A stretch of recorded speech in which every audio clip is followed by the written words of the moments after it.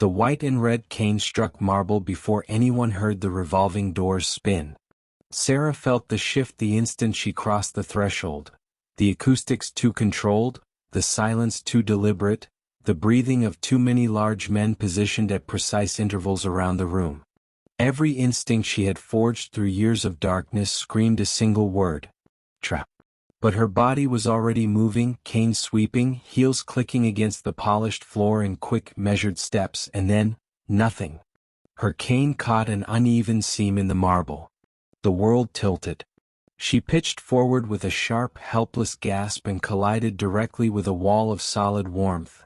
A broad chest beneath expensive fabric, the faint heat of a living body, the scent of cedar, leather, and something dangerous underneath. The room detonated. The sound was instantaneous and absolute. The synchronized percussion of a dozen weapons clearing leather holsters, slides racking in lethal unison, the cold mechanical symphony of men prepared to kill. Sarah froze, her unseeing eyes lifting upward, her breath gone. Then two hands, large, tattooed, impossibly steady, rose and framed her face. A voice, low and final as a death sentence, cut through the silence. Lower your weapons. Anyone touches her, you die first. The city had been whispering to Sarah for 3 blocks. Not in words, never in words, but in the language she had spent 7 years learning to read with the precision of a surgeon. The particular hush that fell over a street corner when dangerous men claimed it. The way ambient sound compressed near a sealed perimeter, flattening against invisible walls of controlled force. The idling engines of vehicles too expensive and too still for any legitimate purpose. She catalogued it all without breaking stride, her cane sweeping its familiar arcs, her mind already 3 moves ahead. Someone powerful owns this block tonight. 40 feet above her, separated by several floors of marble and bulletproof glass, David Rios owned everything in his line of sight, and everything beyond it.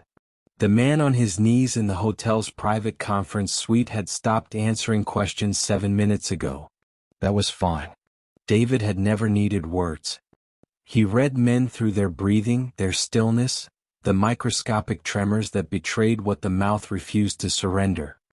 He crouched to the man's eye level, his tattooed hands loosely clasped, his voice arriving barely above a murmur. Last time.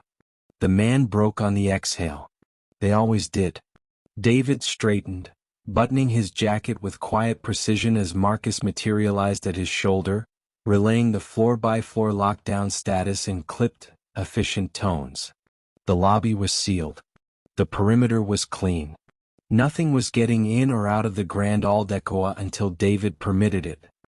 He was already moving toward the elevator when the call came through his earpiece, 4 words that stopped him cold. Someone's in the lobby. Not a threat. Not an operative. A woman. Red dress. White cane. David's jaw tightened. He redirected toward the stairs. Nobody moved. That was the rule. In David Rios's world, nobody moved until he did, and right now he stood perfectly still, his tattooed hands cradling the face of a blind woman in a red dress while 12 loaded weapons formed a lethal constellation around them both. The marble lobby held its breath. Even the chandeliers seemed to dim. Sarah's fingers had found the lapel of his jacket, not grasping, not clinging, but resting there with a strange, unnerving stillness, as though she were reading him through the fabric. She's a liability. Marcus's voice came from the left flank, measured and controlled. We don't know who sent her. David didn't look at him. Nobody sent her. His thumb traced a slow line across her cheekbone, his dark eyes moving over her features with an intensity that had nothing cold in it, which was, for the men who knew him, somehow more frightening than the alternative. Stand down. All of you. Holsters snapped. Weapons disappeared. The obedience was immediate, precise, and deeply reluctant. Marco stepped forward, lowering his voice to a register Sarah couldn't hear. Boss. The timing alone. Is noted. David's tone closed the conversation like a vault door. He shifted his attention back to Sarah, his hands dropping from her face to her shoulders, steadying her with a grip that was firm without being cruel. "You're safe," he said, and the word safe in his mouth sounded less like comfort and more like a declaration of ownership. Sarah turned her face slightly upward toward his voice. Her expression was perfectly constructed, bewildered, trembling, exquisitely helpless. I don't understand what's happening," she whispered. David studied her for a long, unreadable moment.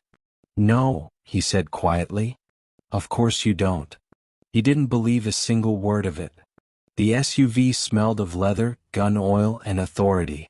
Sarah sat in the rear cabin with her cane across her knees and her hands folded over it with practiced composure, cataloging everything the darkness gave her. 4 vehicles in the convoy. She'd counted the door sequences, the engine pitches, the subtle pressure shifts as bodies distributed their weight across formations. 12 men minimum, probably 16. The driver favored his right side, a old injury perhaps or a holster riding too high. The man directly to her left breathed through his nose in shallow, controlled intervals. Trained. Patient. Watching her. David sat across from her. She knew it by the quality of the silence he occupied, dense and deliberate, the silence of a man accustomed to filling rooms simply by existing in them. When he spoke, he didn't raise his voice above the low drum of the rain against the armored glass. "Your name?" "Sarah." She let it emerge small and slightly unsteady. "Sarah Parry." "What were you doing on Vega Street tonight, Sarah Parry?" "Not a question. A scalpel." She turned her face toward his voice with wide, unseeing eyes and delivered the story she had constructed 6 weeks ago. The wrong corner, the sudden downpour, the disorientation that came with flooded pavement and vanishing tactile landmarks. She let her voice catch in precisely the right places. Let her fingers tighten almost imperceptibly on her cane. The silence that followed was long enough to be surgical. "You're frightened?" David said finally. "Yes," Sarah whispered. Another silence. Longer this time. "Good." His voice dropped half a register, quiet and absolute as a closing gate. "Stay that way. Where we're going, fear is the only thing that keeps foolish people alive." Sarah said nothing. Beneath her fingers, hidden inside the lacquered cane, a needle mechanism sat perfectly primed. The elevator opened on silence. Not the comfortable silence of an empty space, but the dense, pressurized quiet of a place where sound had been deliberately engineered out. Thick walls. Reinforced doors. The subtle, almost subliminal hum of electronic countermeasures running beneath the building's bones. Sarah stepped onto the penthouse floor and felt the architecture close around her like a fist. She counted everything. 4 guards at the elevator threshold. She measured them in breadth and boot weight. 2 more positioned at the far corridor junction, their stance broadcasting the particular stillness of men on a 4-hour rotation. A door to the left, heavy, likely reinforced steel beneath its decorative casing, its hinges carrying the low resonance signature of serious weight. Surveillance equipment embedded in the ceiling at 8-foot intervals, their faint electronic whisper nearly inaudible beneath the ambient ventilation. Nearly. David moved ahead of her, and a second set of doors parted, these ones exhaling the cool, refined air of obscene wealth. Marble again, but warmer this time. The acoustic signature of high ceilings softened by textiles. Art on the walls, she suspected, from the way sound absorbed rather than reflected near their surfaces.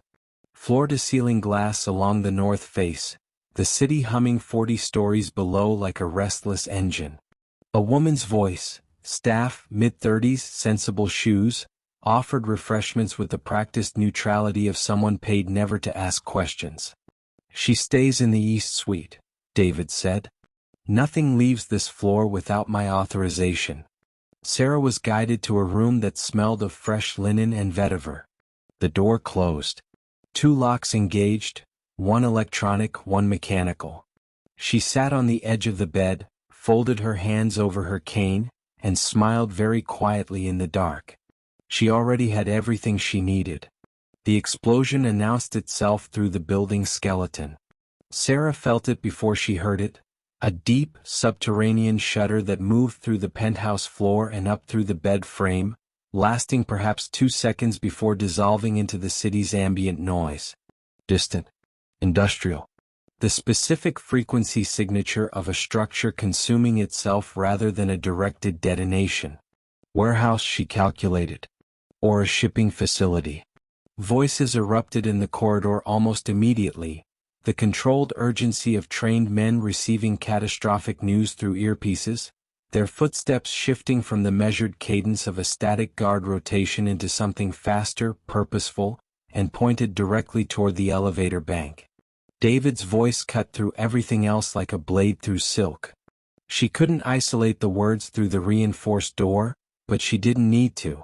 She read the shape of the conversation, the rapid-fire exchange of terse commands, the single raised counter-argument that was immediately and finally silenced, the crisp percussion of a room reorganizing itself around a decision already made. He was leaving. 60 seconds later, the elevator descended. She counted the floors by the cable tension shifting through the walls. Then Marcus spoke just outside her door. His voice carried a different texture than it had in the lobby, looser now, the careful deference stripped away by a fraction, the way a man's posture changes the moment the person he performs for exits the room. He issued the new rotation orders with a quiet, proprietary authority that didn't belong to a man simply minding someone else's house. It belonged to a man who had already decided the house was his. Sarah adjusted her grip on her cane, her thumb resting with idle patience against the mechanism concealed inside its lacquered shell. The distraction had arrived precisely on schedule. The loyal guards left in pairs. Sarah tracked them by their footsteps, the familiar weight distribution she had catalogued over the past 3 hours, the particular rhythm of men who didn't know they were being dismissed toward their own deaths. New footsteps replaced them. Heavier. Unfamiliar. Moving with the loose, predatory confidence of men operating outside their usual jurisdiction. Ivanov soldiers. At least 4. The lock disengaged, mechanical first, then electronic, and Marcus entered without knocking. She heard it immediately in the geometry of his movement. No pretense of courtesy. No performance of authority borrowed from David's name. He crossed the room with the unhurried ease of a man who had already won, stopping several feet from where she sat on the edge of the bed, her hands resting serenely over her cane. The convoy to the shipyard was ours, he said. Conversational. Almost pleasant. By the time David finishes counting his dead, this will already be over. Sarah kept her face arranged in careful, trembling confusion. What do you want from me? Nothing complicated. He moved closer and she mapped him precisely, 6 feet, broad through the shoulders, carrying weight on his left hip where a holster sat. David has a weakness for broken things. Always has. I'm simply going to remove the weakness. He paused, letting the implication settle. When he comes back and finds you, it won't matter how many men he has left. A man like David Rios, genuinely unraveled, that's worth more to the Ivanov bratva than a shipyard. He reached for her. Sarah didn't move. Didn't flinch. Didn't perform a single tremor of the fear he was expecting. Instead, her head tilted slightly, listening, measuring, confirming the precise location of every man in the room. Her thumb found the mechanism. Marcus's hand closed around her wrist. That was his first mistake. His last was believing it would matter. Sarah moved the way water moves through a broken dam, not with effort but with the absolute, unstoppable logic of pressure finding its release. She rose from the bed in a single fluid motion, rotating her wrist through his grip along the precise axis where a human hand is weakest, feeling the leverage give way with a satisfaction that had nothing performative in it. The cane came up. The mechanism engaged with a sound like a single quiet breath, a pressurized hiss, intimate and final, and the first Ivanov soldier dropped before he'd completed the draw of his weapon. She had placed him 4 feet to her left by the displaced air of his shifting weight. She was already turning. Sound was everything. Sound was a map, a weapon, a language spoken only by those disciplined enough to silence the noise of their own fear. She heard the second man's sharp intake of breath, the involuntary gasp of someone watching something they hadn't been trained to process, and moved through it, the cane reversing in her grip, its reinforced shaft connecting with devastating economy. 2 seconds. 2 men. Marcus was backing toward the door, and she could hear exactly that, the specific scrape of expensive shoes against marble retreating in the stumbling, graceless rhythm of genuine terror. She tracked him by his breathing, by the frantic rustle of his jacket as his hand fought for his holster. She reached him before the weapon cleared leather. When it was done, the penthouse was very quiet. Sarah straightened her dress, reset the mechanism, stood in the center of the wreckage with her unseeing eyes fixed on nothing, her breathing slow and even and entirely unbothered. She had always preferred the silence after. David knew before the elevator doors opened.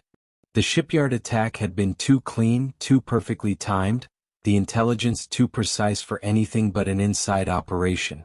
He'd realized it standing over the burning wreckage 40 minutes in, the moment his best logistics man couldn't account for how the Ivanov crew had known the secondary access codes. Those codes lived in exactly 4 places. Marcus had been one of them. The elevator ascended with agonizing mechanical patience while David stood motionless inside it, his jacket gone, his shirt carrying the evidence of a very bad hour, 2 of his most trusted remaining soldiers flanking him in silence. Nobody spoke. The cable tension climbed through the walls, and when the doors finally parted onto the penthouse floor, the first thing David registered was the stillness. Not the stillness of an empty space. The stillness of a concluded event. His men swept the corridor ahead of him. Unnecessary it turned out. The Ivanov soldiers were already catalogued across the marble in positions that suggested terrifying efficiency. No struggle, no chaos, just the clean geometry of someone who had known exactly where every threat was standing before they moved against a single one. Marcus was propped against the east suite wall, breathing in the shallow, concentrated way of a man doing serious arithmetic about his remaining minutes. He looked up at David with something that had moved past fear into a dim, bewildered resignation. David stepped over him. Sarah sat on the edge of the bed, her cane across her knees, running a cloth along its lacquered length with the unhurried precision of a craftsman tending a beloved instrument. She turned her face toward his footsteps as he entered, and for the first time since the lobby, she didn't construct anything in her expression. She simply waited. He stood in the doorway for a long moment, studying her. Not with the cold forensic assessment he applied to threats, nor the dark possessive fascination from the lobby. Something newer. Something that sat in the narrow, rarely visited space between absolute respect and genuine danger. "You're going to tell me everything," he said quietly. "Yes," Sarah replied. "I am." She set the cane across her knees and told him with the same economy she applied to everything. No performance, no construction, just the clean architecture of truth delivered without apology. "I want to know how long you planned it," David said. 11 months. She turned the cane slowly between her palms. "The Ivanov bratva murdered my family because my father discovered their distribution network ran through 3 legitimate financial institutions. He was going to testify. They decided it was cleaner to remove the problem entirely. Pause. I was the only loose end they missed. Because they didn't consider a blind woman a credible threat. Nobody does. No bitterness in it. Just fact, stated with the precision of someone who had converted that truth into a weapon long ago. I couldn't go after them directly. They're insulated, resourced, and paranoid. Any direct approach would have been neutralized before it reached the second tier of their operation. But a turf war with the Rios syndicate, that would flush them into the open.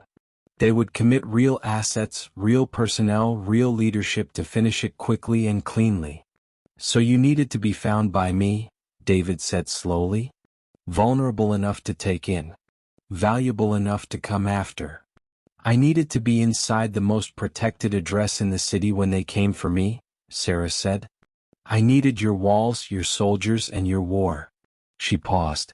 And I needed you angry enough to finish it. David looked at her for a long, quiet moment. 11 months, he repeated. You were always the plan, she said simply. I just needed you to believe you were the predator. You used me as bait, David said. I used the situation, Sarah corrected. You made your own choices. Another silence. Then something happened that his remaining soldiers, had they witnessed it, would have found more alarming than anything else that evening. David Rios smiled. He crouched to her eye level, studying her face with the focused intensity of a man finally holding something he hadn't known he'd been looking for. The bratva leadership, he said. You have the locations? All 6. He was quiet for precisely 3 seconds. Then we move tomorrow night. Sarah allowed herself one small, unhurried smile. I know, she said. Thank you for watching till the end. Please don't forget to like and subscribe. Thank you.